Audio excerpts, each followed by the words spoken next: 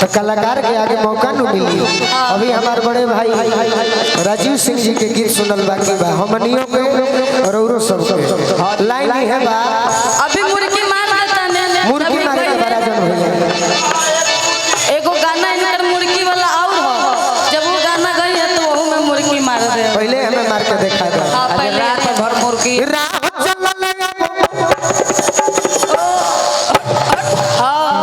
अब चेक हो गई है। राह चलल अब मुश्किल भाई दाना कबले सही हो।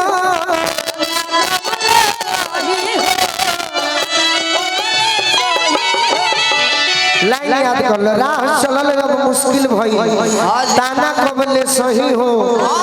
ताना तू ही बताओ बिलार से कबले राखी बचा के दही हो। दिल के सरहा कबले पुरैबो कब गड़बो मोहब्बत के धाजा ये करेजा हो आई के करेजा में समाज। अब शुरू कर दो। वाह आई फरमाइश मुर्गी तो मुर्गी के तरफ चल। अच्छा लगे तो लास्ट में रोवा लोग ताली बजाए। भैया राह चलत मुश्किल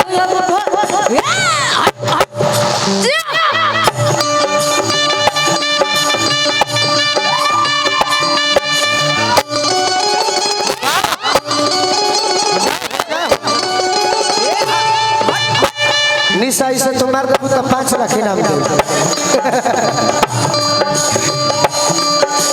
राह चलल मुश्किल अब भइल ताना कबले सही हो।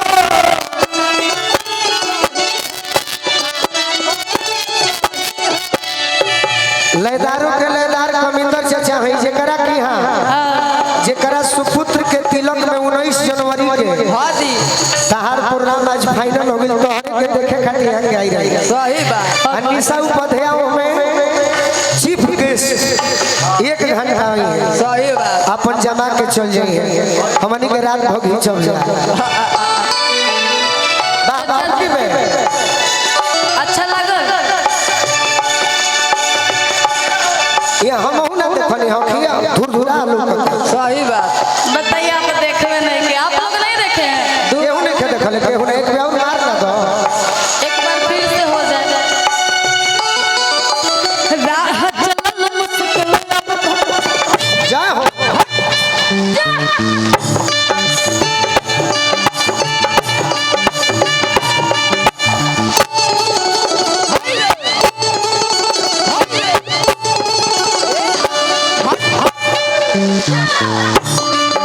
हमारे के मारे के कहनी जो किया चल जाइए।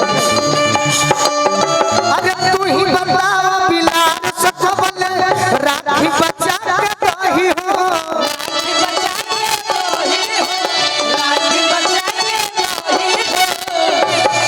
दिल के सरधा अरे कबले पुरैबो एकरा से ऊपर से कहबो तब दिल के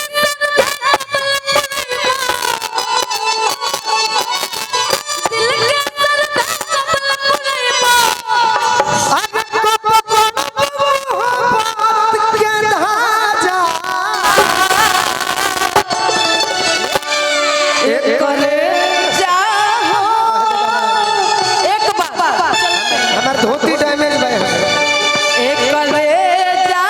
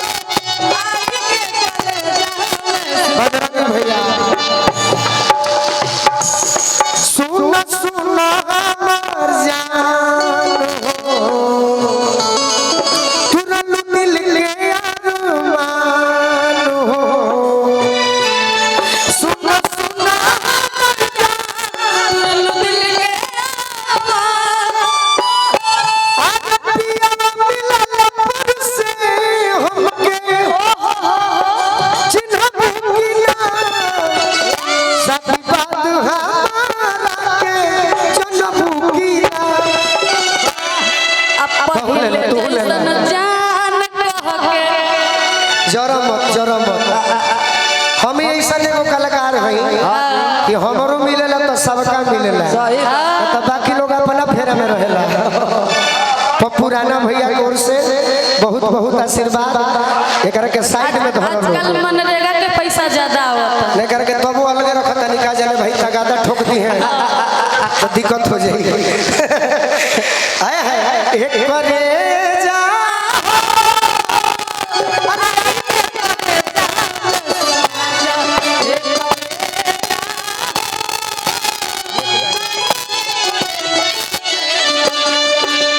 दिन नया रे चैन बलुआ नींद नया रे राती हो नींद ना आवे राती हो नींद ना आवे राती हो। अब तनी अलग भाव में मुर्गी दिखा दई तो हो गई। अब यही मुर्गी के तनी अब अदल बदल के जैसे मन करे तार जवाब नहीं के।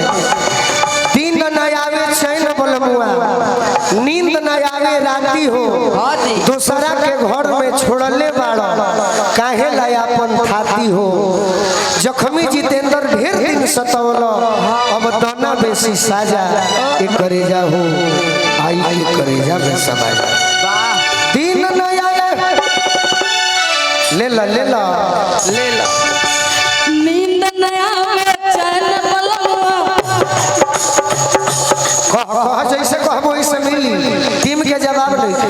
नींद नया में चैन बलुआ नींद ना आवे राती हो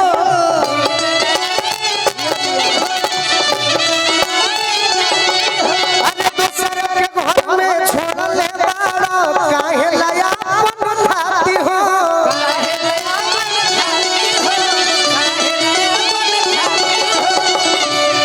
जख्मी जितेंद्र अरे ढेर दिन सतवला वाह वाह जखम जितेंद्र धरती सतवला अपमान साजा